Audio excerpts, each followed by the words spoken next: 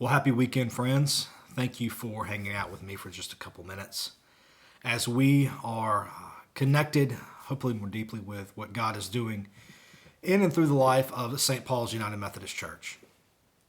My name is Jeremy Knight. I'm blessed to serve as the pastor here currently, and I have news to share. I have witnessed, and I'm not the only one, there are plenty others around that I've counseled with. I have witnessed that the Spirit of Christ, that God is doing a new thing here at St. Paul's. This new thing in many ways supersedes particular labels. We are seeing and witnessing things that are just absolutely beautiful. I myself am taken back just over the last several weeks of watching children, the children in and among us, the wonder in their eyes. And you may say, well, Jeremy, children do get awestruck pretty easily. You can say, well, they're curious, so wonder is a part of it. But here's what I'm watching. I'm watching them experience love in profound ways and in turn be loving. I'm watching them engage in the life that Christ offers as children. And it is incredible. I'm watching people and experiencing by talking with folks that they're finding hope currently. Hope in God because for several of them, and probably more than I'm even aware of, they come with trauma. And if you are one of those people, and I think all of us have experienced difficult things to some degree, you know that trauma is heavy. But they are finding hope here because what God is doing in and through St. Paul's United Methodist Church. Jesus is doing a new thing among us. I'm seeing curious people. People that are curious if we are indeed who we proclaim to be. Sneak back in to actually come to brick and mortar buildings on a Sunday morning that have been gone for years, some of them. To ask the question and to discern, are these people going to love like the Jesus that they claim to follow? Jesus is doing a new thing in and among us because curious people are wanting to know, and they're watching, but they're showing up, and that means something, friends. I'm witnessing and experiencing, and I'm just so blessed to be a part of worship services where both a pipe organ and traditional hymns, as well as modern music driven by guitars and modern instrumentation, are happening in the same time frame. They're happening and they're not warring against each other, and people are understanding that all of it is to God's glory. I'm watching and witnessing the inherited church, the church that has brought us to this place, the church that has nurtured so many of us, that comes along with beautiful histories and great stories, as well as, if we're honest, sometimes baggage. I'm watching that inherited church start to, in its own way, loosen its grip on particular things. And here's what I mean by particular things. I'm watching the inherited church. I'm watching the church that has brought us to 2023 start to loosen its grip on certain traditions and formalities that for many years were held onto with clenched fists. I'm seeing the church start to loosen its grip because they and we are understanding that the gospel of Jesus Christ is not just found in what we have experienced, but has to be more freely expressed. It has to understand the adaptation needed. I'm watching the inherited church come to terms with that the future of the church is probably not going to look or function much like what we are used to. And that's not a fearful statement. It's a beautiful statement.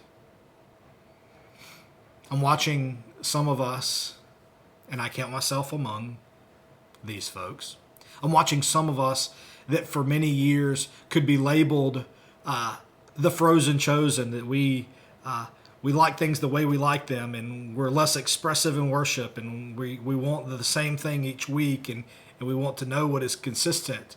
I'm watching us that may be labeled that way start to relax because of love. Because of love of neighbor, because of love of the church, the bride of Christ. Now, is all this happening at once? Well, of course not. Is it happening at light speed? No. But it's still happening. Curious people are showing up. Wounded people are looking for healing. Children are still experiencing wonder. Those of us that have been around are loosening our grip on what we at one time might have clung so tightly that most of the life was squeezed out of it. I share all that because God is doing a new thing in and among us. At least we think it's new. But here's the truth. It's not really new. It's not really new. This is what God has been up to for generations upon generations upon generations. This is what God does. And here's what I mean. Because in my discernment as the pastor here, I'm watching people grow in their understanding of love and their expressions of love. I'm watching us be more loving. I'm watching us be more generous with our time, with our effort, with our intentions, with our neighbors, with our families, with our coworkers. I'm watching people be more honest, witnessing people come to terms with things because they're finding the grace to be able to be honest. And friends, let me tell you, that is not new. That is what God does. That's what's happening here. And I could not be more proud of us for doing the work to get to this point. And yet, God is still calling us forward. Let's keep going. Let's keep moving. Let's continue to celebrate what God is doing among us, knowing that it's not new. Although it may feel new to us, it may feel like God is doing a new thing among us, because in our perception it is new, but it is not new to God. We have an opportunity this Sunday to celebrate some of that. Each Sunday is a celebration of God's goodness. Did you know that? It's not a obligatory show up. It's a celebration. I pray that you come. I pray that you will make an effort to be here. Not only because it's Communion Sunday, not only because we get to come to the table, we get to share in this holy sacrament, this meal that we believe by God's Spirit and by God's grace can remember us to this great love in a deep and profound and mysterious way, but because this is a special Sunday that also reminds us that the table that the Lord set, the table that Jesus himself instigated so many years ago when he invited us, those that would follow him, to come to this table and take part in this meal, that in that there was room for all of us, that this table was big enough, wide enough, welcoming, inclusive enough for the entire world. A table that big for all of us, all ages, nations, creeds, races, orientations, political parties, you name it, a table big enough for all of us. And we get to celebrate that this Sunday with World Communion Sunday. We believe it's such a big deal that we're going to throw a party afterwards. We're going to have lunch together here on the grounds, and we pray you'll come. Many of you have signed up to help bring food. Thank you, thank you, thank you. We look forward to sharing in that beautiful meal together. If you're finding this video and you're like, oh, I wasn't around, but I want to come, do I need to bring anything? No, just bring yourself. Just come. Come as you are.